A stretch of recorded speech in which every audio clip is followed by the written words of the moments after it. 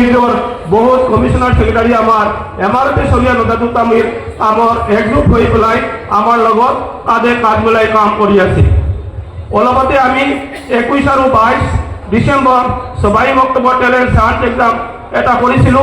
তাতে প্রায় 6,500 মানুহর student appear করেছিল এবং 650 স্টুডেন্টকে আমি প্রাইজ দিয়েছিল ফার্স্ট রাউন্ডত।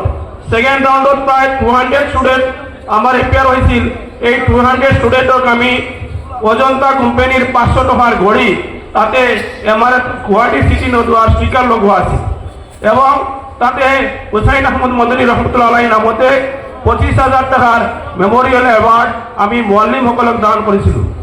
হযরত মাওলানা আব্দুল জলিল চৌধুরী রহমতুল্লাহ আলাইহির নামতে কিরাত কম্পিটিশনের ফার্স্ট প্রাইজ 5,000 টাকা দেওয়া হয়েছিল। আহমদ আলী হযরত শেখ আহমদ আলী রহমতুল্লাহ আলাইহির নামতে গজল কম্পিটিশনের ফার্স্ট প্রাইজ আমি 5,000 টাকা দিয়েছিল। ডক্টর তৈবুর রহমান বরবী রহমতুল্লাহ আলাইহির নামতে যে স্টুডেন্ট 5,000 টাকা কিরাত কম্পিটিশনের স্টুডেন্টক দেওয়া হয়েছিল। এনেকা মরহুম শেখ রহিমউদ্দিন রহমতুল্লাহ আলাইহির নামতে 4,000 টাকার মেমোরিয়াল অ্যাওয়ার্ড দেওয়া হয়েছিল। ধর্মনবী হুজুরের নামতে আমি আরো 3,000 টাকার মেমোরিয়াল অ্যাওয়ার্ড দেওয়া হয়েছিল। এনেকা বিভিন্ন স্তরের ক্যাশ অ্যাওয়ার্ড পাই আমি 1,25,000 টাকা আরো মোমেন্টা এবং বাকি মিলাই ঘুরাই পেলাই প্রায় 3,500 টাকার খালি অ্যাওয়ার্ড আছে আর আমার বাজেট আছে প্রায় 5-6 লাখ টাকা। এই প্রোগ্রামটি হওয়ার পিছত মাশাআল্লাহ গুয়াহাটির মসজিদে মসজিদে এতিয়া বক্তব্যর এটা বাতাবরণ এনেকা আরম্ভ হয়েছে। প্রত্যেক মসজিদেও এতিয়া স্টুডেন্ট আগবাড়ি গেছে।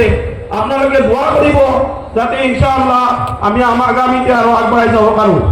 এই কামের ইনজাম ধরাতে আমার গুয়াহাটি সিটির ইঞ্জিনিয়ার আজিজুর রহমান তাফাদার সাহেবে তেখেতর নিজের ঘরের বিল্ডিংর উপরের প্রায় 2,500 স্কোয়ার ফুট আমার নদুয়ার অফিসের নামত হুজুরর আগতে উৎসর্গা করে দিছে। আর তাতে কাম করার কারণে আমার প্রায় 15-16 লাখ টাকার দরকার আছে।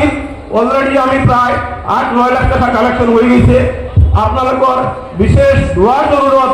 আপনাদেরকে দোয়া করলে ইনশাআল্লাহ গুয়াহাটি সিটির উপর আমি নদুয়া এমারতর প্ল্যান করাবো পারো। আপনাদেরকে শুনি করে আরো আনন্দিত হব যে গুয়াহাটি সিটির আজারা এয়ারপোর্টের লগতে 3 বিঘা মাটি গভর্নমেন্টে অ্যালটমেন্ট করেছে। এইগুলো লোহার কারণে এই মাটি আসলে এতিয়া মানে সাইডর গোটেইখিনি ইকোলজিক্যাল সার্ভে ক্লিয়ারেন্স হয়ে গেছে। ইনশাআল্লাহ আপনাদেরকে দোয়া রাখব যাতে আমার এই 3 বিঘা মাটি আমি ইকোলজিক্যাল ক্লিয়ারেন্স পাই যাও। আমি আমার বক্তব্য বেশি আগ না বাড়াই বলাই এখানে শেষ করে দেব। আসসালামু আলাইকুম।